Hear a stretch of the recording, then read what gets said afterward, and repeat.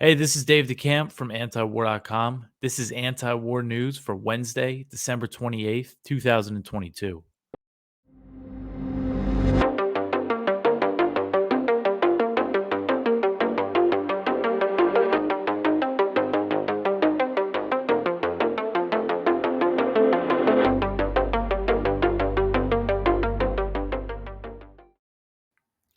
All right, so we left up the same top story on the page from yesterday, the report from Jack Murphy that says the CIA is directing sabotage attacks inside Russia.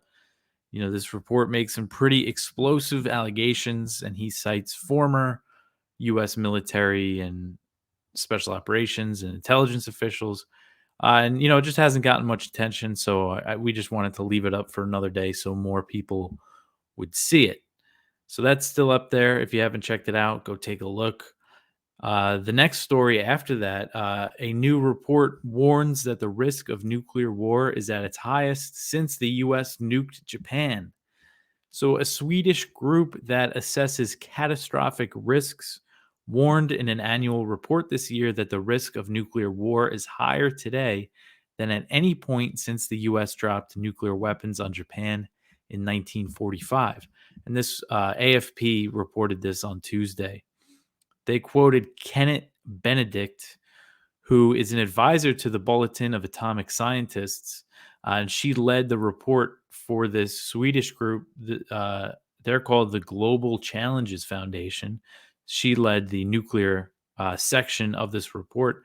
And she told AFP that the risk of nuclear war is greater even than it was during the 1962 Cuban Missile Crisis.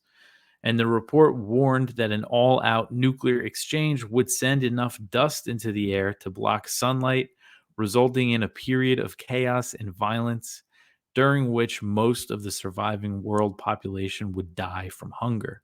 So, it's when it comes to nuclear war, especially a full nuclear exchange, it's not just all about the people that die in those strikes. It's also really about the soot that would be sent up into the atmosphere that they believe would block out the sun. People wouldn't be able to grow crops, and people would slowly starve to death.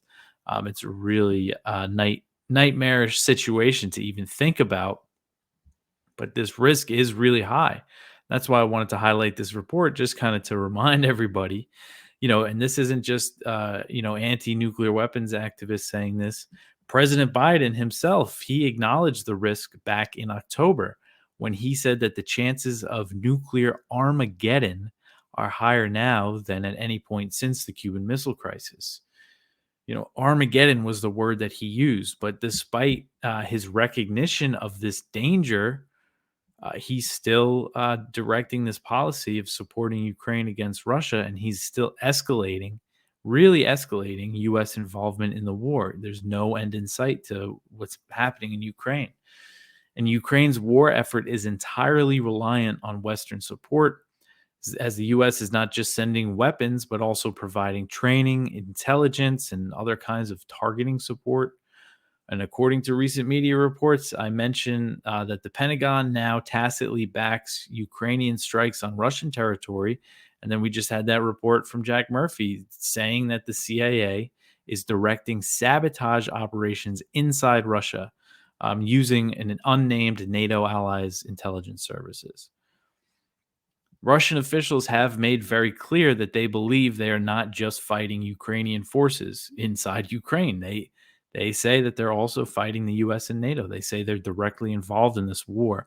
And what that means is that Russia has plenty of pretext to launch strikes on the US and NATO if they choose to take that step. And right now, there's no sign that they've made that sort of decision. But really, you're with this policy of supporting these attacks, not just in Ukraine, but also in Russian territory, the U.S. is really relying on that Russia is not going to escalate. So it's just so dangerous. And of course, if Russia eventually chooses to retaliate against a NATO country by using even just conventional weapons, we all know that could quickly spiral into nuclear war. And if Russia decides to use a tactical nuke in Ukraine, it's most experts believe that it would lead to a nuclear exchange between the US and Russia, that it wouldn't just stay limited to Ukraine. Um, so that's where we're at. I mean, just this risk, I think it's just important to really hammer this point that this is so dangerous what's just happening here. And it just seems so insane that uh, they're just chugging right along, and now spending on this war has gotten up to 112 billion once this new aid is dispersed. So, you know, it's just things aren't looking good. In the next article here, Lavrov, the Russian foreign minister, he said on Tuesday that statements made to the media by anonymous Pentagon officials amount to threats against Putin's life. So he's saying that the Pentagon is threatening a decapitation strike against Putin. So this was according to TASS, the Russian news agency. Lavrov said, quote, there are some anonymous officials from the Pentagon who have actually enunciated threats to deliver a decapitating strike on the Kremlin, which is in fact an assassination threat against the Russian president, end quote. So it seems like Lavrov is referring to a report from Newsweek that was published back in September.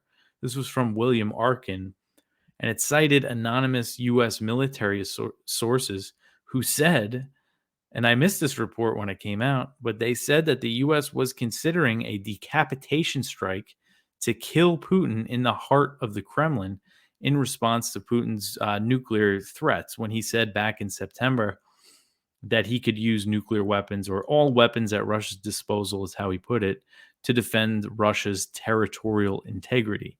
They said that they were considering a decapitation strike to kill Putin in the Kremlin. So the report, it's not really clear from the context what they mean exactly. It's a little confusing. It's not clear if they're saying that that's something they would do in response to Russia launching a nuke, or if it's something that they would do before that. I mean, I don't know. It's just kind of confusing the way it was written.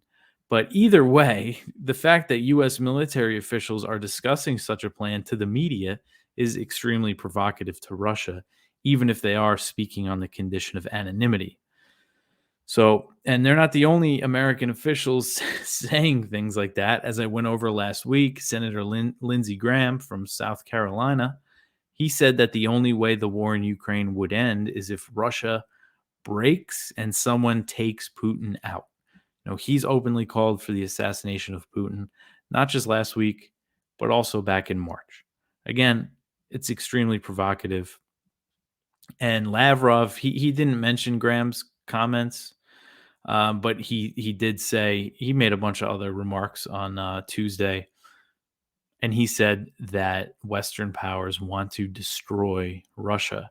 He said, quote, it is no secret to anyone that the strategic goal of the United States and its NATO allies is to defeat Russia on the battlefield as a mechanism for significantly weakening or even destroying our country, end quote. So again, I missed that Newsweek report when it came out. It's just such a crazy thing for anonymous officials to say to the media. All right, the next article here, Putin prohibits Russia selling oil to price cap participants. So Putin on Tuesday, he signed a decree banning the sale of oil to countries participating in the Western imposed price cap on Russian crude that was pushed by the U.S. and its G7 partners. So Putin's ban is going to take effect on February 1st, and it will last through July 1st. 2023. So next year, this takes effect, and it's almost next year. So it's not really clear yet what impact this retaliation is going to have, because many of the Western countries that favor the cap, that really push this thing, have already stopped importing Russian oil. But Russian officials do expect Russia's oil production to be reduced somewhat in 2023. And according to Bloomberg, Russia's Deputy Prime Minister Alexander Novak said that Russia's oil output may fall by 500,000 to 700,000 barrels per day in early 2023. Um, and that's a decent chunk, but Russia does produce a lot of oil. Last month, their average was 10.9 million barrels per day, which was the highest level in 8 months, as Western sanctions have totally failed to curtail Russia's energy profits. So, this decree signed by Putin said that it applies to contracts that directly or indirectly use the mechanism of setting a price cap. The EU set the cap at $60 per barrel, and Western insurance companies are banned from providing insurance for shipments of Russian oil that exceed that price. But again, right now, we don't know exactly how this is really going to impact things, but it looks like we're going to avoid, kind of major Russian retaliation because this price cap, if most of these countries that are participating in aren't importing Russian oil, then it might not really be enforced that hard. So the US and the UK and most EU countries have already banned the import of Russian oil. Now, there are some landlocked countries in the EU that are exempt from this ban, and that includes Hungary and Slovakia. But because they're landlocked, so they rely on oil from pipelines that comes from Russia, and they can't just change that infrastructure quickly. So they need to keep buying the Russian oil. But this price cap, it only applies to seaborne oil, so they won't be affected. So those oil shipments won't be affected. Japan is a G7 member that's signed on to this price cap, and they're still importing some Russian oil, not very much, but they have an exemption for oil sourced from one plant in eastern Russia that Japanese energy companies are invested in. So if that's where they get most of their Russian oil, they're going to be exempt too.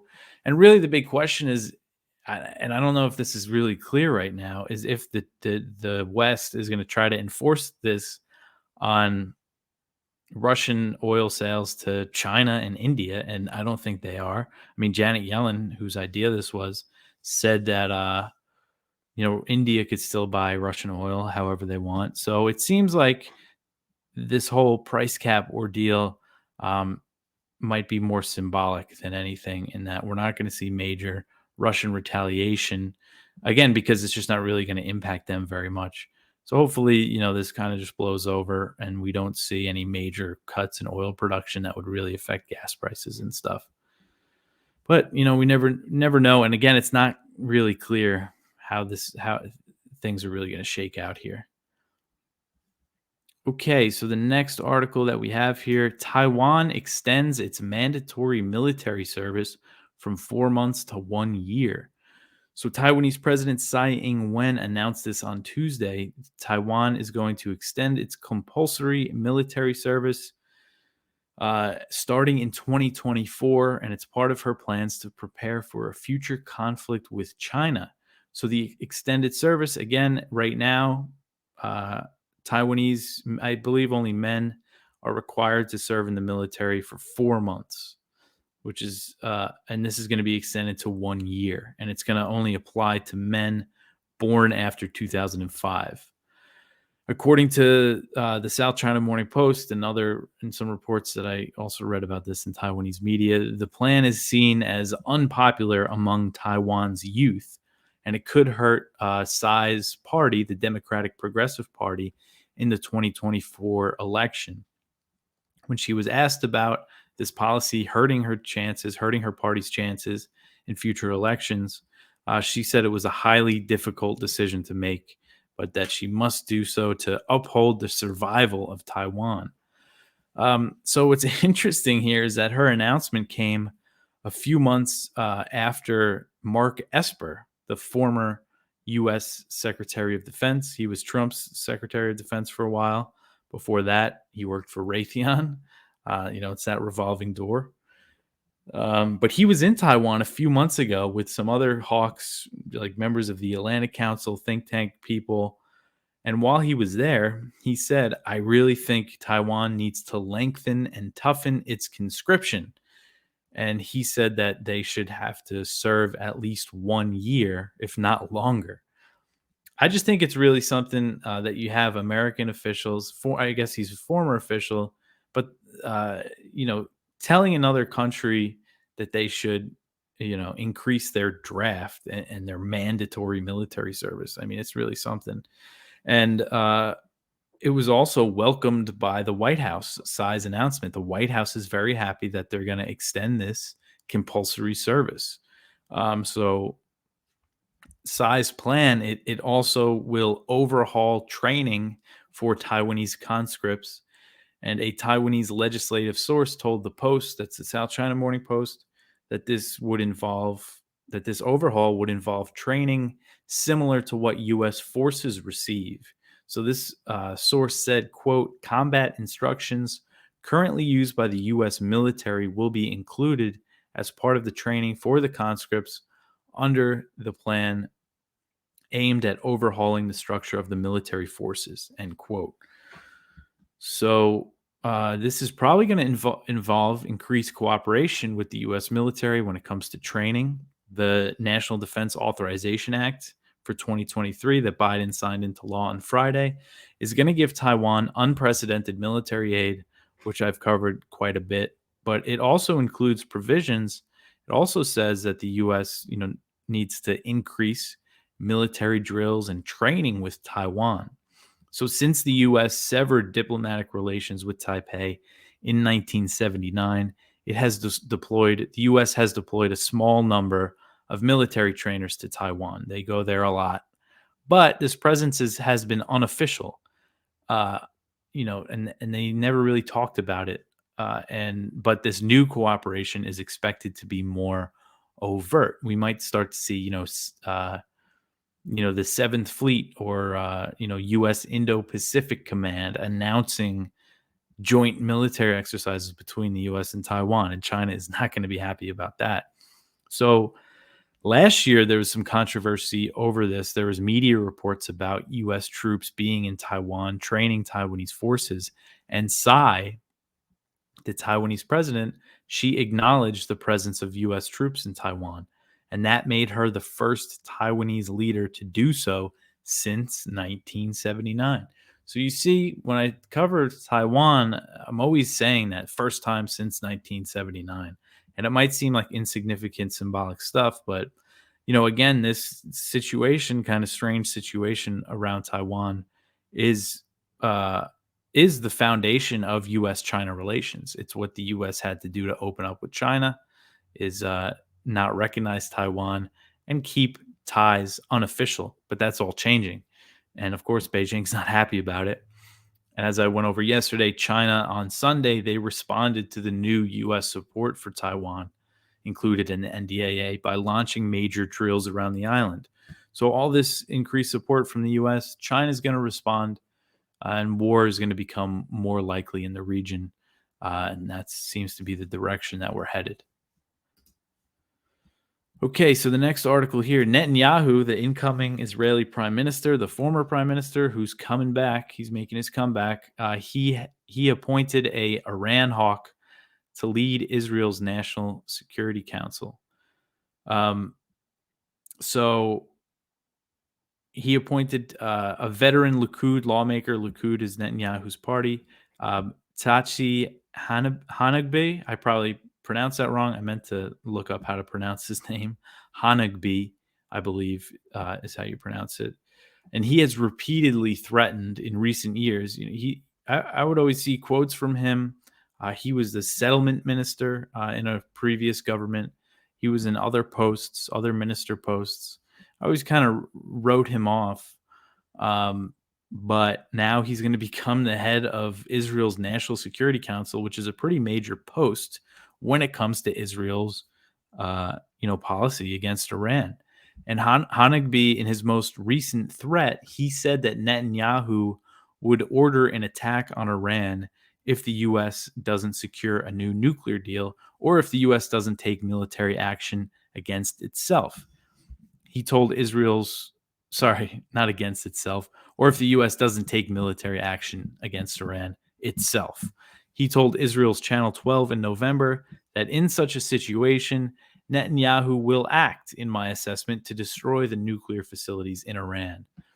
Back in 2020, right before the U.S. presidential election, Hanagbe warned that if President Biden won the election and returned to the JCPOA, the Iran nuclear deal, it could lead to a war between Israel and Iran. And then he made a similar threat following Biden's election. So it's just funny how you see with these Israeli officials, these Iran hawks in Israel, that what he says is, oh, if Biden returns to the Iran deal, which would bring Iran's nuclear program into these very strict limits, we might attack Iran. And then now the threat is, oh, if the U.S. doesn't sign a new deal with Iran, I guess they want it to be more strict. But really, it's tough to get any stricter than the JCPOA was. He says, oh, we're going to attack them. If they don't make a deal, we're going to attack them if there's a deal. So, I mean, if they were really concerned about Iran's nuclear program, they would have liked the JCPOA. And so Netanyahu's new government is taking over. They're going to take over soon. I'm not sure the exact date, but he's formed the government, the coalition. He's appointing ministers. They're going to take over amid really high tensions between the U.S. and Iran, and which isn't good news because Netanyahu is just such a major Iran hawk that something could really happen here in this region. So it's not looking good. And this is besides the tensions that he's going to create in the West Bank. I mean, things have already been really bad there over the past few years. Lots of violence, but putting these extremist settlers in charge of settlement policies, I mean, it's really going to speed up the de facto annexation of the West Bank. And I just mentioned at the end of the article that the Pentagon recently admitted in its new nuclear posture review that Iran is not trying to build a nuclear weapon, but U.S. and Israeli officials continue to hype up the threat anyway. And they rarely mention the fact that Israel has nukes. Israel has a secret nuclear weapons program that they never talk about, that is not subject to any IAEA inspections. They don't sign the NPT, the Non-Proliferation Treaty. So, I mean, I don't know. That's hypocrisy if I ever saw it. The next one here, Serbia. Serbia's army is on high alert, is on the highest level of alert amid tensions in northern Kosovo. So I know I haven't been following this too closely. I probably should be following it more because things seem to be getting pretty bad there. But Serbia this week, they placed their military on the highest level of alert as tensions continue to rise in northern Kosovo between ethnic Serbs and Kosovo authorities backed by NATO. Kosovo is mostly ethnic Albanian, but in the north, the majority is Serbs. And these Serbs don't recognize Kosovo as a country. The capital of Pristina, they don't recognize them as their government. They want to be part of Serbia. Belgrade is their government to them. So anyway, so Serbia's defense minister said that they're on the highest level of combat readiness and that they're prepared to use their armed potential. And officials in Serbia are saying that they're ready to use their armed forces to intervene in Kosovo to protect the ethnic Serb population. Tensions have been really high in this area really since this summer when Pristina, they tried to ban license plates from Serbia and I believe other documents. So again, you have these Serbs in the north and they don't recognize Kosovo as a country. They have Serbia issued license plates and other documents. Kosovo tried to ban them, make them get new ones, and they really are fighting against it. So that caused tensions to spike. And then earlier this month, Serbs in northern Kosovo, they erected roadblocks in response to the arrest of a former ethnic Serb police officer. And I believe also in response to the presence of more ethnic Albanian police in this area. So tensions are high. And this government in Pristina is backed by NATO. So they could be feel when just with the backing of NATO, I think they feel like they can get away with more. And where was I here? So Kosovo, they're saying that if NATO's forces inside Kosovo, known as K4, they say they want them to clear these roadblocks and barriers that the Serbs have put up in the north there. And that if they don't, they're going to send their troops to do it. And that to Serbia, that's going to be a major threat to the ethnic Serbs. So it's just not a good situation. And NATO has increased its presence. They said a few days ago that they increased their presence in northern Kosovo, more patrols. So I mean, something could really spark here. And Serbia is a close ally of Russia. There's always a question: is NATO, pushing this?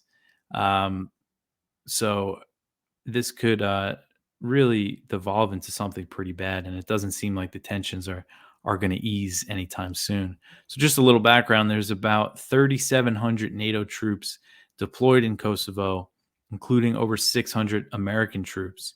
NATO has had a presence here since the 1999 bombing campaign against Serbia that resulted in the creation. They carved Kosovo out of Serbia, and it formally declared independence in 2008.